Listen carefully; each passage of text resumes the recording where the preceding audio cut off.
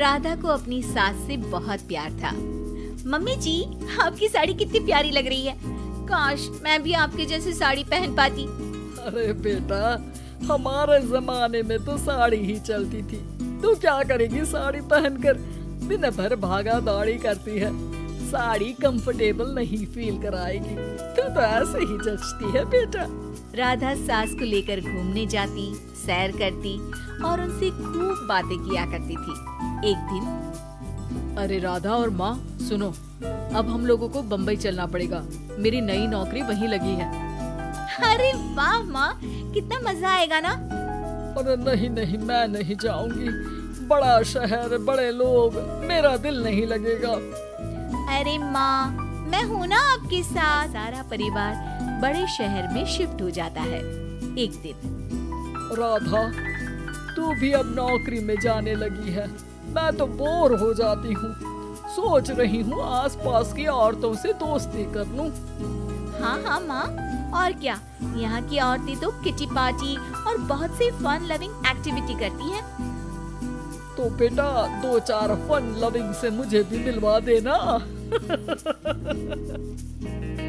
बहू सास के साथ बाहर निकलती है तो देखती है कि सास की उम्र की जो औरतें टहल रही हैं, उनका पहनावा ओढ़ावा सास से बिल्कुल अलग है। लेकिन फिर भी राधा एक औरत को रोकती है। Hello aunty, how are you? Oh great darling. Aunty, हम लोग यहाँ नए शिफ्ट हुए हैं। ये मेरी मम्मी है। क्या ये कल से आप लोगों को ज्वाइन कर सकती हैं? वो औरत सास की तरफ बड़ी ही अजीब नजरों से देखती है, फिर कहती है, अब ठीक है, कल से भेज देना। सास समझ जाती है कि उस औरत को वो ठीक नहीं लगी, लेकिन फिर भी वो कुछ नहीं बोलती। अगले दिन, अरे माँ, अच्छी सी साड़ी पहनकर तैयार होकर जाइए। आपको आपकी दोस्तों के पास जाना है ना। और नहीं नहीं, मैं सोच रही हूँ घर पर बैठकर टीवी देखूं। वैसे भी रामायण का नया एपिसोड आएगा। नहीं माँ, आप जाओ ना, लोगों से मिलो, बात करो, अच्छा लगेगा। ना चाहते हुए भी सास उन लोगों के पास, लेकिन सभी सास से बुरा व्यवहार करते हैं। सास मुंह लटकाकर घर आ जाती है।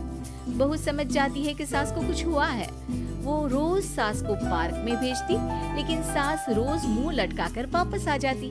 क्या हुआ माँ, आप बाहर जाकर खुश नहीं होती हैं? अरे बेटा, खुश तो हूँ, लेकिन क्या माँ? आपको तो लोगों से मिलना, बातें करना अच्छा लगता था। मैं देख रही हूँ कि आजकल आप बाहर से आती हैं तो परेशान सी दिखती हैं। सास कुछ नहीं कहती, अपने कमरे में चली जाती है। अगले दिन राधा चुपके से सास के पीछे पार्क में जाती है। हेलो, कैसे हैं आप लोग? एक औरत मुंह बनाकर साइड हो जाती है। सभी एक दूसरे से बात करती है, लेकिन राधा की सास साइड में चुपचाप अकेली बैठी रहती है। राधा घर आती है और सास के वापस आने का इंतजार करती है। सास मुंह लटकाकर घर आती है। अरे मम्मी जी, तब से इंतजार कर रही हूँ, जल्दी तैयार हो जाइए, मार्केट जाना है। राधा सास को लेकर बाजार जाती है और उन्हें कुछ मॉडर्न कपड़े दिलाती है। अगले दिन सास उन कपड़ों को पहनकर पार्क में जाती है। Oh my God, you are looking gorgeous. Beautiful top. कहाँ से लिया? Hey, मेरे घर में कल किटी है, तुम जरूर आना। अजीब औरतें हो तुम लोग। मैं रोज आती थी, तब तो तुम लोग सीधे मुंह बात भी नहीं करती थी। आज इन कपड़ों को देखकर तुम मुझे घर बुला रही हो। लेकिन सुनो, अब मुझे तुम लोगों से कोई बात नहीं करनी और ना ही दोस्ती करनी है। अरे, तुम तो बुरा मान गई। वैसे दोस्ती नहीं करनी थी तो ये कायाकल्प क्यों किया?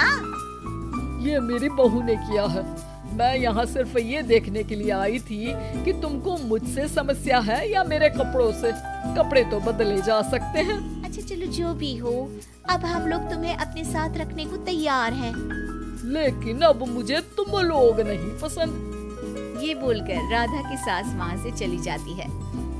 वाह माँ जी, आज तो आपका चेहरा खिला खिला सा लग रहा है। लगता है आपकी सहेलियों ने आपको अपना लिया। हाँ, वो तो अपनाना ही था। दिखावे वाली जो है वो, मेरे कपड़े बदलते ही उनका दिल बदल गया।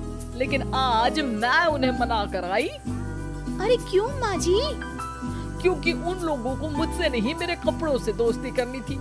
वैसे मेरे पास तो तू है ना, मेरी प्यारी बहू, मुझे किसी की जरूरत नहीं है। अरे नहीं नहीं माँ जी, आप ऐसा क्यों सोच रही हैं?